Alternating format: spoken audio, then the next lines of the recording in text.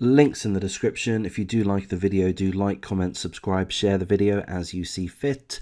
I do read through true crime articles on the same day, perhaps the day after, perhaps the day after that. So pretty quick, and we go through that in entirety in most cases, which is what I'm going to do today. I'm going to read through the full article. There is a link in the description should you wish to go through that yourself. And this is a disturbing topic. It involves animal cruelty, animal murder, potentially. There's a question mark there. And this is a known subject. If you go to YouTube and do a YouTube search for Croydon Cat Killer, you'll see that there's a number of videos there in regards to this phenomenon, if that's the right word, may not be. But let's have a look. Has the Croydon Cat Killer returned? South London locals fear for their pets after a brutal neighbourhood incident. So, as I say, we're going to read through pretty much the full article. Animal protection campaigners are increasingly concerned that the prolific Croydon Cat Killer is on the prowl again after more grisly incidents. The so-called Croydon Cat Killer is alleged to have killed, dismembered and mutilated 400 cats and other animals across England since 2014. Police carried out a 3-year investigation into the cat killings, but concluded the investigation in 2018, saying they were probably killed by foxes. However, many owners and many animal protection campaigners believe the Croydon Cat Killer is still at large. In a recent incident in Christchurch, Dorset, South England in November, Emma Blair's cat, whose name is Ali, went missing and was found decapitated. She believed it was the work of the Croydon Cat Killer. The 40-year-old told the Metro publication in November, here's a quote, "I have contacted the police, the RSPCA and an organisation called Snarl, who are investigating the cat killer. They say that the fact that my cat, Ali, was missing her head and her tail is the killer's signature as he keeps trophies. She said the monster needs to be stopped from carrying out any more attacks." And there's a picture of the decapitated cat, Ali, who looks like a very sweet, gentle cat. Another cat went missing from its home in West Hill, Croydon, on October the 8th, and its body was found outside the family house on Sunday, October the 10th. After a vet concluded that it was deliberately killed, the shocking discovery was reported to police. Its distraught owner, Jodie Albert, posted on social media at the time, here's a quote, "It was only sheer luck that our children did not find him." The attack has been described as truly awful by animal protection campaigners. They believe that the killing has many telltale signs that it is carried out by the Croydon Cat Killer and have warned pet owners to be vigilant and cautious. And another cat was found headless and butchered in a Crawley street recently. So Crawley, I believe, is a part of London, or perhaps just outside of London, as is Croydon. Back to the article. Investigators believe the September the 2nd discovery could also have been the work of the Croydon Cat Killer. And if we see a picture here, so there's a number of incidences in this area, Croydon, Forest Hill, Kingston, Richmond, Ruislip, and then also a number of incidences in Northampton. So clusters, I think we would say.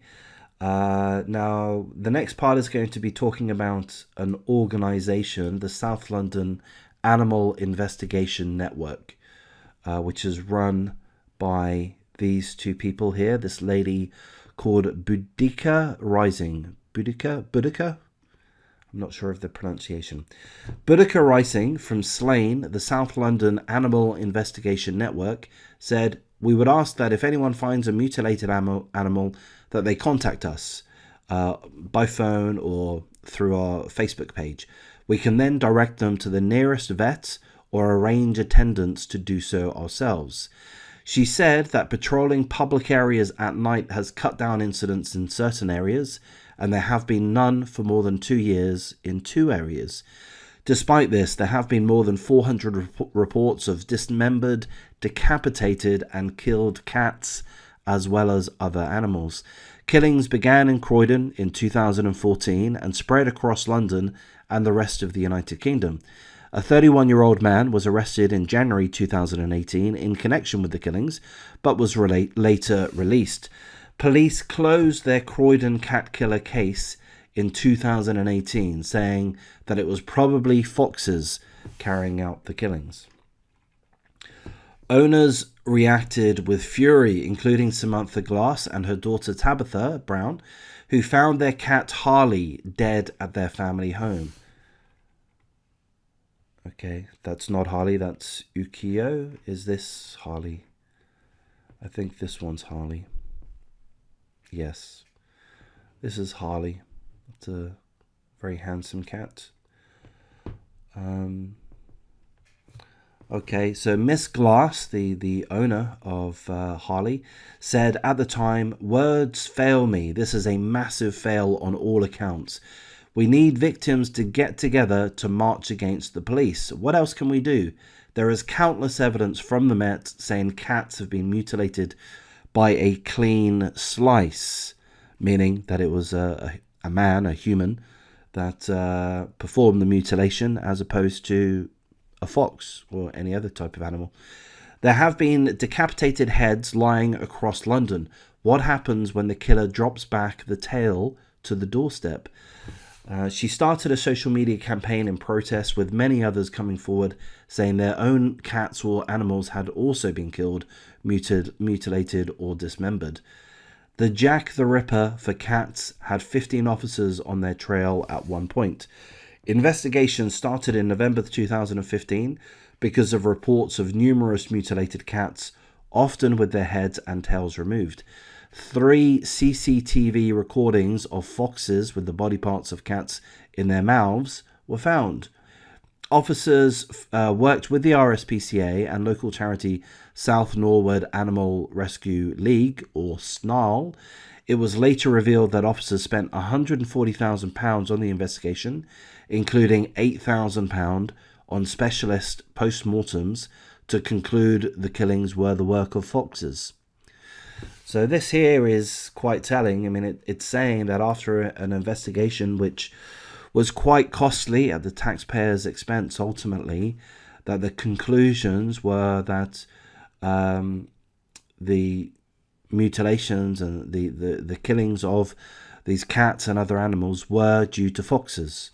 That was the conclusion. But owners and Snarl refused to accept their explanation and previously vowed to find the culprit themselves. Okay, so this is Steve Bouquet, and we're going to read about him in just a moment. After a petition was launched to reopen the case, Snarl carried on the investigation. And in 2019, Sussex residents feared a Brighton cat killer was at large after 25 cats were stabbed to death in 18 months. Police launched a separate investigation called Operation Diverge to uncover who was behind the spate of killings. They found Steve Bouquet was the culprit and killed 16 cats in Brighton. He was jailed for 5 years. For now, the identity of the alleged Croydon Cat Killer remains unknown, but animal protection campaigners fear they will continue to strike. Okay, so that's the full article. I found it quite interesting. I mean, it's terrible that cats and other pets are killed. However, if it is at the hands of foxes, or at the hands of foxes, may not be the best expression, but if it is due to foxes, then at least nature's taking course. You know, that's natural, really. And the pet owners can reduce the risk by keeping the pets in home, especially at night when foxes roam the suburbs. You won't see foxes during the day in the suburbs, in the cities, in general. So it could be, or a large part of the killings could be due to foxes. However, this guy was convicted. Steve Bouquet, he was jailed for 5 years, having killed 16 cats in Brighton. 16 cats in Brighton, one area which is not Croydon, is not the same area. So presumably he can't be responsible for the other killings of the cats and other animals. Presumably, I may have that wrong. So I don't know. It's, I mean, certainly if you're a cat lover, if you're an animal lover, if you're a pet lover, I think you'll find this subject interesting. And again, there are other videos that will tackle the subject more thoroughly on YouTube, so you can check those out. If it were foxes, why doesn't it happen everywhere? Yeah, that's a good point, because that's a good point. Why are these incidences clustering? So that's probably a good point there. The only reason I can think of why a human would do this is for the love of birds. Yes, I mean, it is possible. I mean, who knows why someone would go around killing cats, but yeah, that is a potential motive. If someone loves birds and they're angry at cats because cats do kill birds, then yeah, you could see a motive there. I'm not suggesting that would be a good thing to do at all, but you know, some level of explanation perhaps. Cats should be kept indoors. They are killers and foul people's properties. Well, you know, life isn't perfect, Mikey. You know, life isn't perfect. So we kind of have to just deal with a little bit of hardship. And if you're suffering from a little bit of cat pee on your garden, I hope you are able to cope with such hardships. There's this video. It is sad. I mean, condolences to the families concerned. Clearly, they're very shocked by all of the incidences. And if you like this video, do like, comment, subscribe. Thanks.